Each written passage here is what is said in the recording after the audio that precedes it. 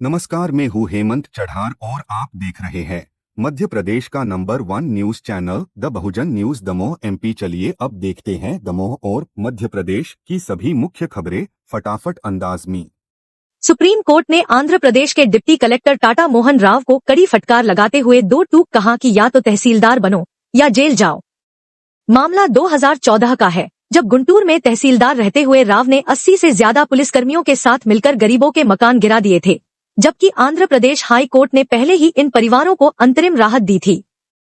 High court ने इसे अवमानना मानते हुए अधिकारी को 2 माह की जेल की सजा सुनाई थी, जिसके खिलाफ उन्होंने सुप्रीम कोर्ट में याचिका दायर की। सुनवाई के दौरान जब जस्टिस BR गवई और जस्टिस ऑगस्टिन जॉर्ज मसीह ने अधिकारी को नायब तहसीलदार पद पर वापस जाने का विकल्प दिया, तो उन्होंने इनकार कर दिया। इस पर कोर्ट ने कड़ी टिप्पणी करते हुए कहा, गरीबों के बच्चों का ख्याल तब क्यों नहीं आया जब आप उनके घर तोड़ रहे थे। कोर्ट ने यह भी कहा कि सरकार से करीबी का मतलब यह नहीं कि कोई कानून से ऊपर है। कोर्ट ने 9 मई को अगली सुनवाई तय की है, लेकिन साफ कर दिया है कि या तो अधिकारी डिमोशन स्वीकार करें या जेल जाने के लिए तैयार रहें। मध्य प्रदेश में जल जीवन मिशन के तहत 1600 करोड़ रुपए के ठेके में बड़ा फर्जीवाड़ा सामने आया है। गुजरात की 2 कंपनियों तीर्थ गोपीकॉन लिमिटेड और MP बाबरिया ने ठेका हासिल करने के लिए लगभग 311 करोड़ की फर्जी बैंक गारंटी जमा की थी। यह ठेके प्रदेश के 1391 गांवों में नल से जल पहुंचाने के लिए दिए गए थे। बैंक की एक चिट्ठी से खुलासा हुआ कि बाबरिया फर्म ने स्टेट बैंक ऑफ इंडिया के नाम की जो गारंटी जमा की थी, वह फर्जी थी। जांच में सामने आया कि इस गारंटी को बैंक के कुछ कर्मचारियों की मिलीभगत से तैयार किया गया था। इसके बाद तीर्थ गोपीकॉन की गारंटी की जांच में भी फर्जीवाड़ा उजागर हुआ। मामला सामने आने के बाद जल निगम ने EOW को जांच सौंपी, लेकिन तीर्थ गोपीकॉन ने हाईकोर्ट में याचिका दायर कर खुद को निर्दोष बताया। सोमवार को हुई सुनवाई में मध्य प्रदेश हाईकोर्ट ने मामले की गंभीरता को देखते हुए जांच CBI को सौंप दी और फर्म को 30 दिन में पूरी बैंक गारंटी राशि लौटाने का आदेश दिया है। मध्य प्रदेश के 5 प्रमुख जिलों भोपाल, ग्वालियर, इंदौर, जबलपुर और कटनी में 7 मई को आपदा प्रबंधन मॉक ड्रिल आयोजित की जा रही है। शाम 7:30 बजे से 7:42 बजे तक इन जिलों में ब्लैकआउट किया जाएगा। इस दौरान नागरिकों से अपील की गई है कि वे अपनी रोशनी बंद कर दें और सड़क पर वाहन चालकों से भी वाहन रोकने और हेडलाइट्स बंद करने की अपील की गई है। कलेक्टर कौशलेंद्र विक्रम सिंह ने जानकारी दी कि इस मॉक ड्रिल का उद्देश्य नागरिकों को आपातकालीन स्थिति से निपटने के लिए तैयार करना और प्रशासनिक व्यवस्थाओं को सुदृढ़ करना है। मॉक ड्रिल में 5 प्रमुख स्थलों भेल क्षेत्र, DB mall, Tulsi Nagar, new market और कोकटा मल्टी में विभिन्न आपातकालीन स्थितियों का अभ्यास किया जाएगा। इंदौर में भी मॉक ड्रिल की तैयारियां चल रही हैं, जहां महापौर पुष्यमित्र भार्गव ने बैठक कर हर वार्ड में वॉलंटियर तैयार करने की योजना बनाई है। नागरिकों से अफवाहों पर ध्यान न देने और इस अभ्यास में सहयोग की अपील की गई है। यह मॉक ड्रिल आपातकालीन प्रतिक्रिया क्षमता को मजबूत करने के लिए महत्वपूर्ण कदम है।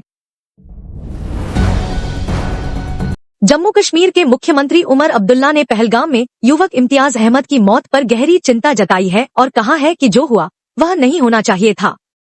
इम्तियाज की मौत तलाशी अभियान के दौरान एक नाले में छलांग लगाने के बाद डूबने से हुई, जिसे पुलिस ने ओवरग्राउंड वर्कर बताया, लेकिन परिजनों ने इसे खारिज करते हुए मृतक को मजदूर बताया। अब्दुल्ला ने पहलगाम आतंकी हमले की जांच में संयम और निष्पक्षता की अपील की है। उन्होंने कहा कि कार्रवाई केवल दोषियों पर होनी चाहिए, पूरे कश्मीर को टारगेट न किया जाए। उन्होंने सुरक्षा एजेंसियों को निर्दोष नागरिकों को परेशान न करने की चेतावनी दी और कहा कि कश्मीरियों को यह संदेश नहीं जाना चाहिए कि उन्हें सामूहिक रूप से सजा दी जा रही है। गौरतलब है कि पहलगाम आतंकी हमले में 26 नागरिकों की मौत हुई थी, जिनमें अधिकांश पर्यटक थे। हमले के बाद कश्मीर में 2800 लोगों से पूछताछ और 90 पर PSA के तहत कार्रवाई की गई। मामले की जांच अब NIA के पास है। क्लैशेस दोनों तरफ से नहीं हुई। शुरुआत पहलगाम में हुआ, जहां हमारे 26 बेगुनाह लोग जिस तरह उनको मारा गया वो हम अभी भूले नहीं। उसी वक्त मरकजी हुकूमत ने कहा था कि इसका हम जवाब दे देंगे और अपने तरीके से दे देंगे। जवाब देने का तरीका यही था कि पाकिस्तान में कोई सिविलियन या कोई मिलिट्री जगह नहीं, सिर्फ वो जगह जो सब लोग जानते हैं वहाँ यही इदारे काम करते हैं जिन्होंने पिछले 30-35 साल जम्मू कश्मीर में तबाही और बर्बादी फैलाई है। उन्हें निशाना बनाया गया, उसके अलावा कुछ नहीं। लेकिन उसके बाद लगातार कुछ इलाकों में जो पार के तरफ से बमबारी की गई, उसमें तो सीधा सीधा हमारे सिविलियन जो हैं वो टारगेट हुए। शुरुआत वहां से हुई, शुरुआत यहां से नहीं हुई। अगर पहलगाम में लोगों को इस तरह मारा नहीं गया होता, ये दिन नहीं आता। हम बड़े आराम से रह रहे थे। यहाँ जम्मू कश्मीर के अंदरूनी हालात भी ठीक थे, टूरिज्म का दबदबाव चल रहा था, एलओसी पे सीज फायर जो है वो कायम था, एलओसी के सीज फायर को कोई नुकसान नहीं। लेकिन ये हमारे बने हुए हालात नहीं हैं। हमने पहलगाम में जो हुआ उसका हमें एक जवाब देना था। लेकिन अब पाकिस्तान तक है कि वो इसको कितना उछालना चाहते हैं। हम में से कोई जंग नहीं चाहता। हम लोग जो खासकर जम्मू कश्मीर में रहते हैं, क्योंकि अक्सर बेशतर हमने देखा है, चाहे वो इससे पहले जो वार हुए हो या करगिल हुआ हो, वो कहीं ना कहीं जम्मू कश्मीर को ही हिट कर जाता है।